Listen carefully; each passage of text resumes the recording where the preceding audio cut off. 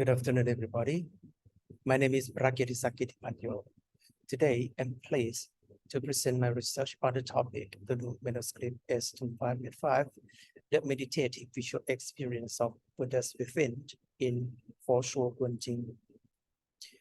This presentation is actually based upon my MPhil research at Cambridge in 2018, which concerns the meditative techniques and visual experiences that are preserved in the Dunhuang Manuscript S.2585. The Buddhist meditative technique that requires the practitioner to symbiotically observe one's own navel or yixin觀齊around the center of the body, what once circulated in Central Asia and China, but is said to have been currently abandoned.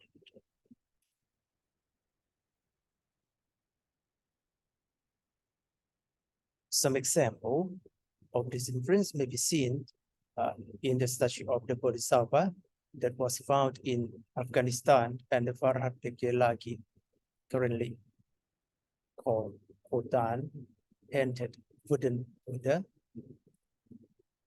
This figure represents a small Buddha sitting in meditation posture above the navel of the Bodhisattva, and it has been currently preserved in the Asian Art Museum in Berlin. Another figures also represent a small Buddha sitting in meditation posture above the navel of the Vairocana Buddha, and now it has been currently preserved in the British Museum, London. The research aims to explore, identify, and analyze meditative techniques that are represented in Dunhuang Manuscript style 2585 in order to contribute to a better understanding of visual experiences in early medieval Chinese Buddhism. I also specifically examined the technique called to symbiotically contemplate the navel or yixin觀齊. The methodology I will use in this research is a combination of textual and interdisciplinary study, including an analysis of the primary and secondary sources that were circulated between Eastern Han to Eastern Qin periods. The primary source for this research is Foshuo Guan Jing, which is currently preserved in the Manuscript style 2585, Yoshino 3H35-3 and 15-2, including Buddhist canon in various traditions. The physical appearance of S2585 is a scroll or joint, which is around 1 meter long and 1 foot wide. The body of the scroll was created from 3 sheets of light draft paper, which is 15 plus 50 centimeters long. Among these 3 manuscripts, S2585 plays an important role as the only complete extant manuscript from Dunhuang, which was later used as the basis for the typeset versions in the Taisho canon T2914. S2585, P3S35-3 and 15-2 is constitute examples suggesting that such texts were circulated during the 10th century as practical guides for meditation rather than constituting doctrinal texts. Based on the described meditative techniques, Professor Yamabe divides the textual content of Guan Jing into 9 sections. And today, I would like to concentrate on the 3rd section, which is called the Samadhi of calling the Buddha to mind on Informe, including the section 7, which is called the contemplation on the Dhamma body. With respect to the textual content of S2585, an examination of each section reveals that the entire content of the Guan Jing was adapted from different sources. Most of the content in the Guan Jing is adapted directly from the 5 gate, which is also almost identical to the Suvai Liao-Fa, while the last 2 sections are only adapted from the Suvai Liao-Fa.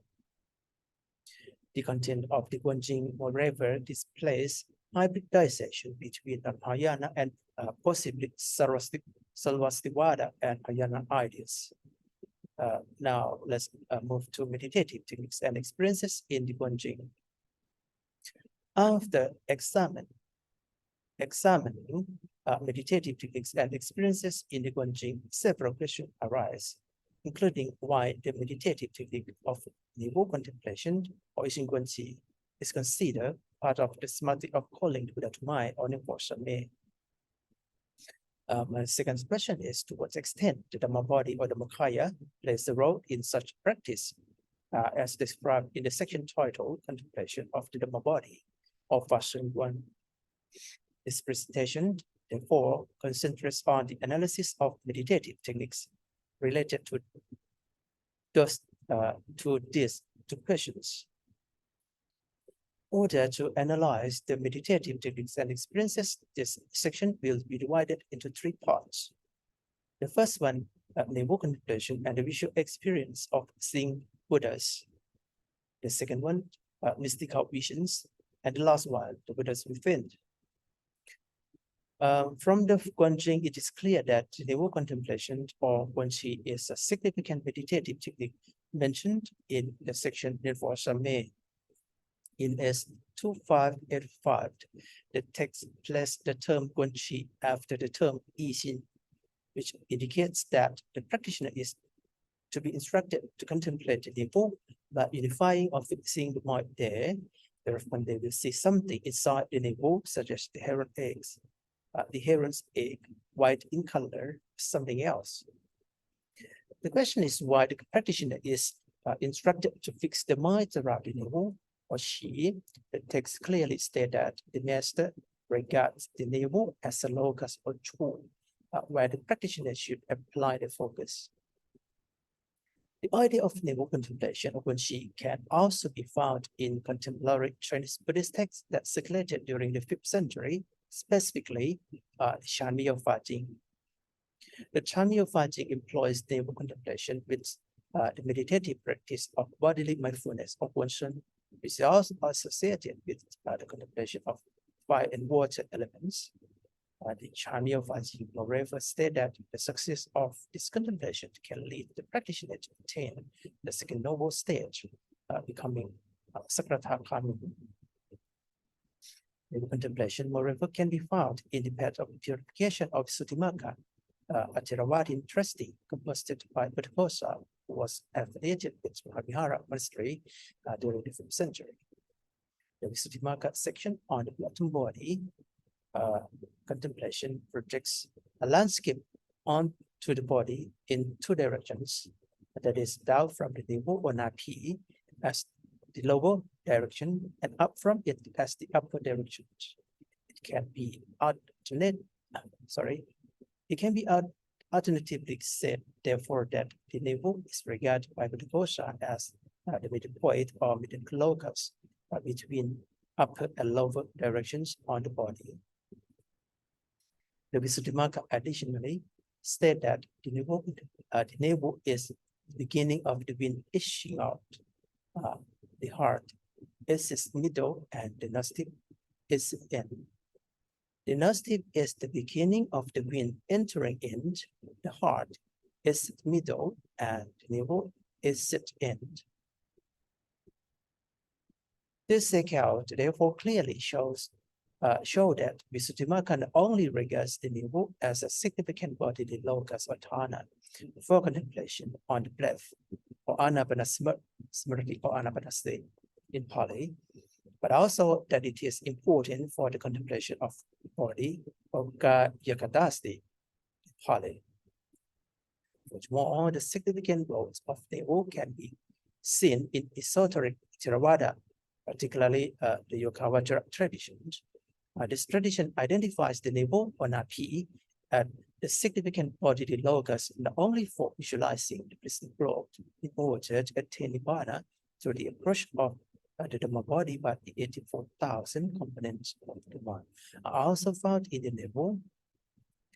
The above accounts from different Buddhist traditions can be accordingly regarded as example reflecting the idea that the navel is to be seen a bodily locus or shu to which the practitioner should apply the focus in order to attain visions of Buddhas.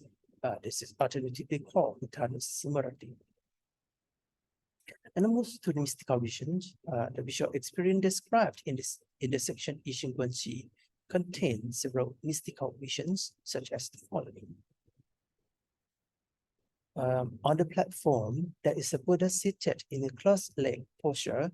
From within this first Buddha's navel, another lotus flower emerged, atop which there is another Buddha sitting in a cross-legged posture. This continued until the sight of Buddhas emerging from the navels of another Buddhas expands to the edge of the great ocean. After the end, the first Buddha re-enters the second Buddha's navel, the second Buddha re-enters the third Buddha's navel, and so forth back to the practitioner's navel. The Buddha consecutively enter one by one into the practitioner's navel. From the pores of the practitioner's whirling lotus flower emerge. They fill the spaces as hanging jewels neglect. The lotus flowers that emerge this way all enter the navel. At a time, the practitioner's body feels relaxed, soft, light, and pleasant. The practitioner sees himself as bright and pure, as if having colors of various hues. The practitioner then tells everything to the master. The master says, "This is great. You have attained the marks of meditative absorption." Then he tells him to look further in his navel. The practitioner then sees 5 auspicious signs atop the head. After contemplating the 5 auspicious signs, he sees a Buddha who is sitting in lotus posture amidst radiance. He further contemplates that the Buddha has something on him. Having contemplated that, the practitioner sees numerous lotus flowers emerge from the Buddha's mouth. Having appeared, they fill heaven and earth. And the practitioner further contemplates the Buddha inside the 5 radiance. He sees 5 lions emerge within the Buddha's navel. Then the 5 lions is already emerged, lotus flower. The 5 lions return to enter within the 5 color radiance. The lions within the Buddha's navel enter those 5 radiance. The Buddha directly enter into the head, which is called the side of the lion line, strenuous absorptions. The practitioner contemplates a light entering the Buddha's body, which makes the practitioner's body become golden in color. This is something bright and pure within the navel, akin to the sun and moon. Having seen this, he then informed the master. The master says, "Look further." Having looked at the practitioner the practitioner then sees the Buddhas. A total of 4 Buddhas emerge from the armpits, and from within the west, having emerged thereupon, each Buddha then projects immeasurable sunlight. This sunlight is bright and clear. Because of the sunlight, his vision reaches up to the 4 realms, up to the highest level of the 4 realms, and down to the bottom of the wheel. All of them are distinctively clear, as if looking at the palms of one's hand without any obstruction. This is also called pure liberation. If the practitioner sees those signs return, he will then see 4 Buddhas enter the locus from where they have emerged. After the Buddhas have entered into that locus, he then sees a brilliant light. If he enters in the front, it will then emerge from the back. If it enters in the back, then it emerges from the front. If it emerges from the left, then it enters from the right. If it emerges from the right, then it enters from the left. Like this, you finally see his own body as bright and clear, until it is like water, which has on all 4 sides perfectly pure light. This is called the samadhi of calling the Buddha to mind, or Bhutanusmriti, at which one deals in the realms of the 4th jhana.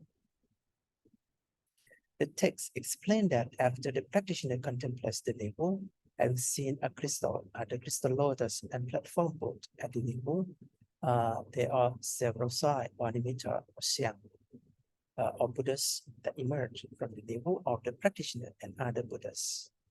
After comparing the techniques and experiences in the section Yixin Guan 4 and in this section, which is called Yixin Guanqi, which are both connected to the for Shammi or the Samadhi of Tathāgatagarbha, I found that the visual experience of the Buddhas in this section is clearly different. The vision or jian of Buddhas in the section Yixin Guan 4 is a consequence of the visualization or contemplation of guan in Chinese of the Buddha's physical body. Conversely, the vision of the Buddhas emerging from the navel in this section lacks any prerequisite of contemplating the Buddhas.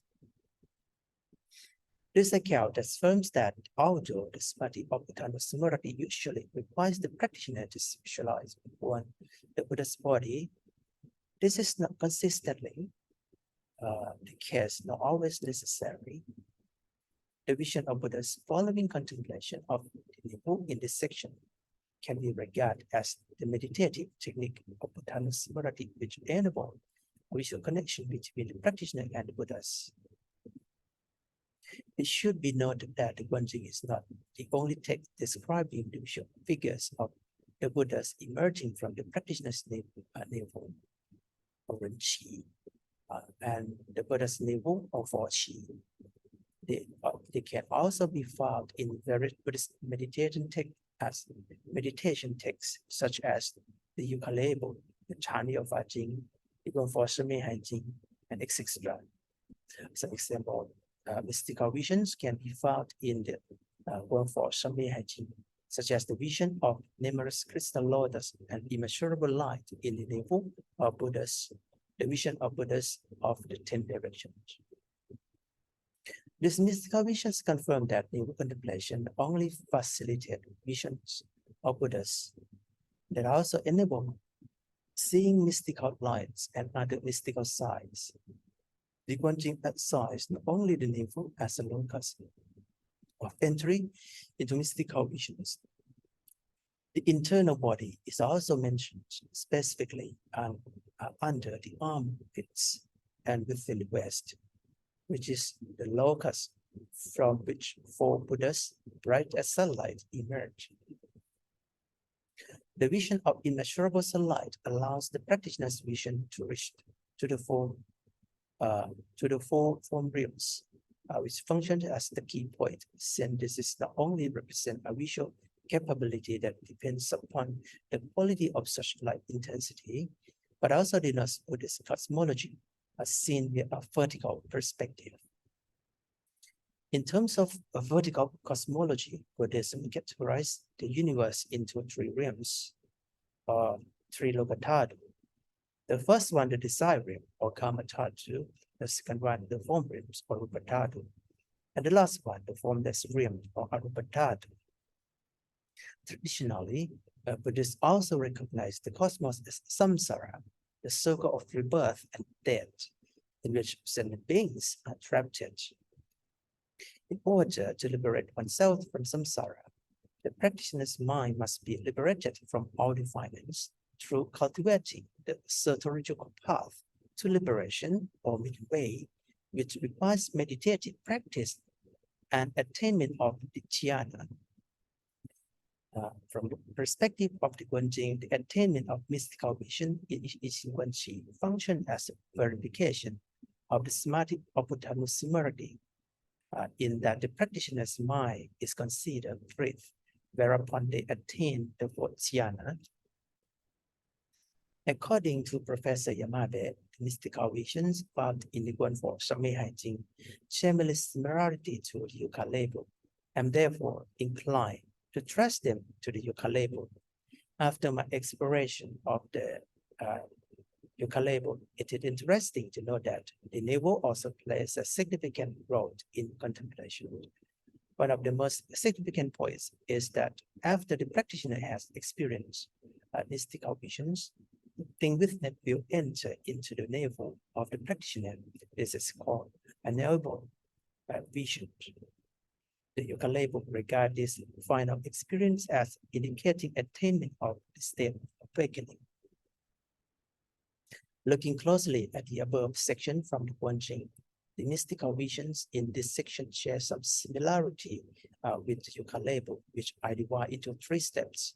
The first one, the emergence of sights from the practitioner's navel, such as the images of Buddhas, which then expand to the edge of the ocean.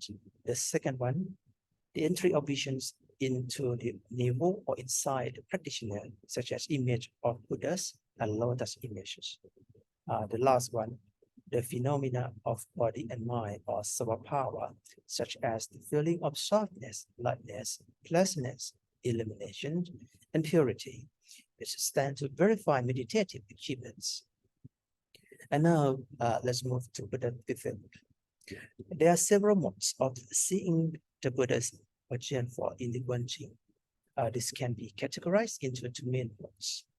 The first one, the Buddhas that are seen within the body of the practitioner, which I call the Buddha within. And the second one, the Buddhas that are seen beyond the body of the practitioner, which I call the Buddhas beyond. Some example of the vision of the Buddhas that are seen beyond the practitioner's body can be found in the section Yixin and Phra.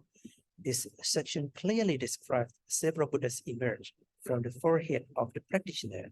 This vision of the Buddhas of the 10 directions is another example of the vision of the Buddhas beyond. Conversely, the vision of the Buddhas in yixin觀齊has them emerge from the internal body of the practitioner, which represents the mode of seeing the Buddhas within. The idea of the Buddha within is frequently found in the teaching of the Mahayana tradition, which is usually related to the notion of Buddha nature of washing and the tathāgatagarbha or obligation. The English term Buddha nature is a translation of the Sanskrit term Buddha dhatu, first found in the Mahayana Mahaparinibbana Sutra. The Sanskrit term Buddha dhatu is however reconstructed from Tibetan version of the Mahaparinibbana Sutra, but it's not addressed in actual Sanskrit texts. It denotes an equivalent concept to the tathāgatagarbha, namely that the nature or essence of the Buddha is existent within all sentient beings. The Mahaparinibbana Sutra was composed in India sometime between 200 and 400 CE. It was later widely influential in China, particularly during the 5th and 6th centuries, when the so-called Nirvana school was formed. One of the 3 visions of the Mahaparinibbana Sutra translated into Chinese is the work of Tathāgatagarbha, who completed his translation in 421 CE, titled Dunhuang Jing.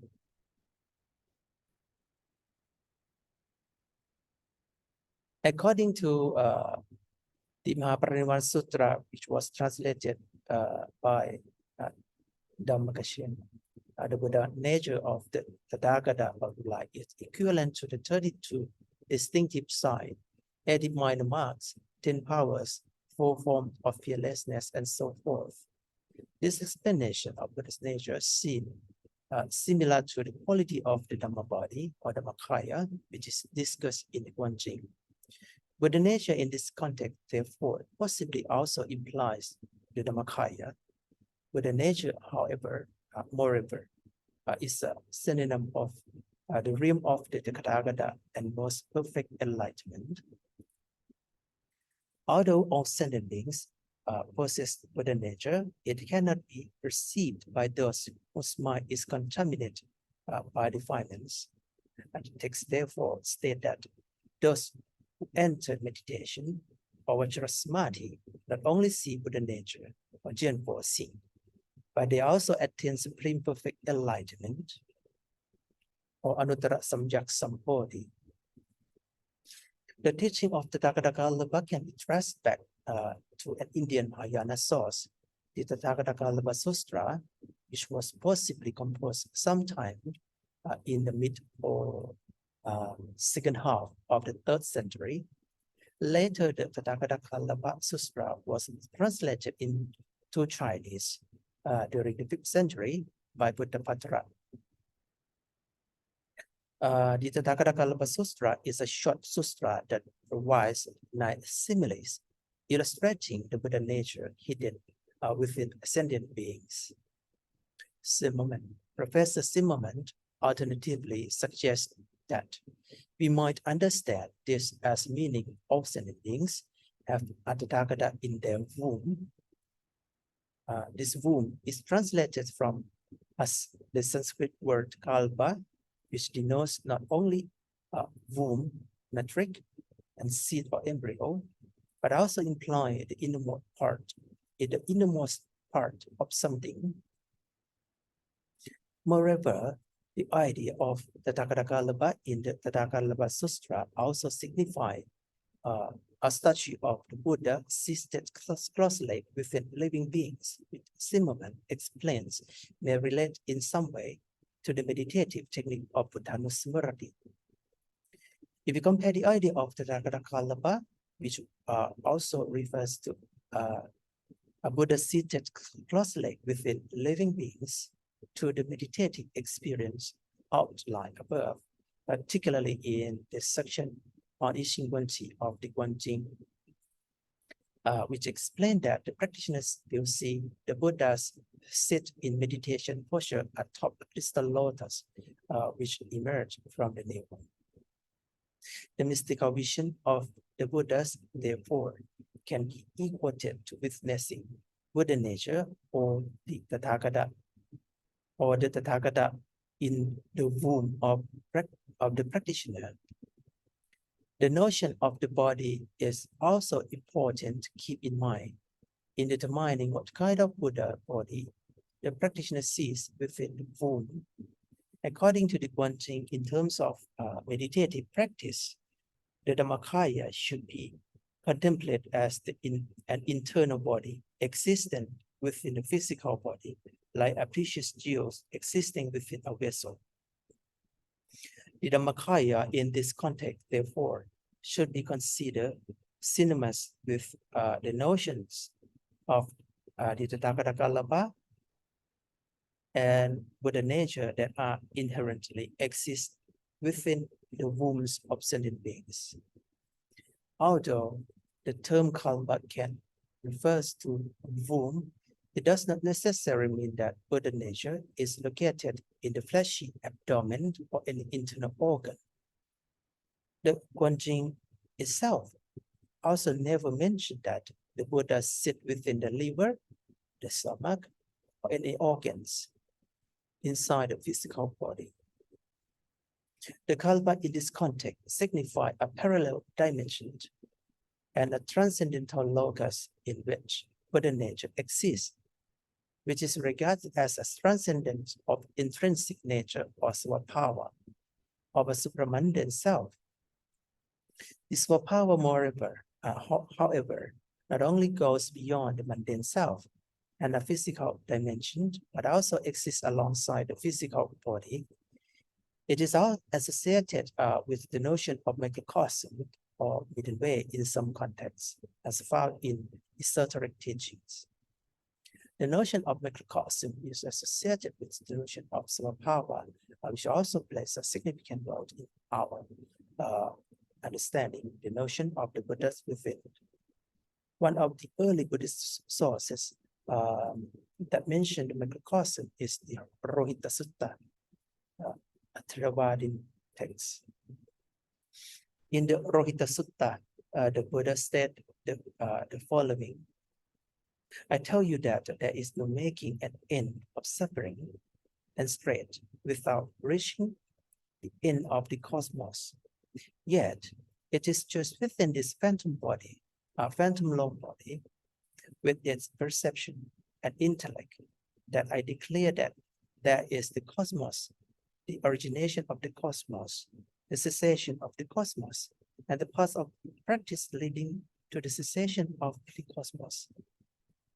From the above quotation, it is clear that the Buddha identifies the middle path or middle way leading to awakening, which is not reached by traveling through the macrocosm or this world, but instead within our physical body, the macrocosm, which is alternatively called microcosm, that is a middle path or middle way that can lead to the cessation of the cosmos samsara.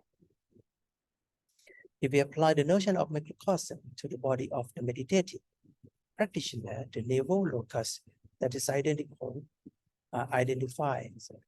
in the Visuddhimagga also serves as the middle of the bodily locus.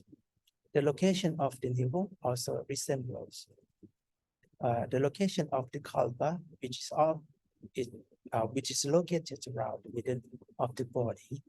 Furthermore, the term kappa in Pali not only refers to a wound, a cavity interior in the room, but also means vihara. The term vihara means spending one's time, staying in a place, place of living, stay abode. When the term vihara in now is used as a verb or viharati, such as in the passage kaye kayanupasi viharati, it also refers to the internal body for the abiding of mindfulness. It can therefore be said that there is the spiritual path for liberation, or a middle way or a middle path within the physical body. If we apply the notion of the microcosm in the relation to the mystical vision of the Buddha in the Guan Jing, the navel can be regarded as the middle path or the middle way that allows the meditative practitioner to attain visions of the Buddhas within in one's own body. The Mahaparinibbana Sutra called this Buddha nature or the tathāgatagarbha, which is equivalent to the Dhammakaya or Dhamma body. The idea of the Buddha within equals the function of the Dhammakaya or Dhamma body in the Guan Jing.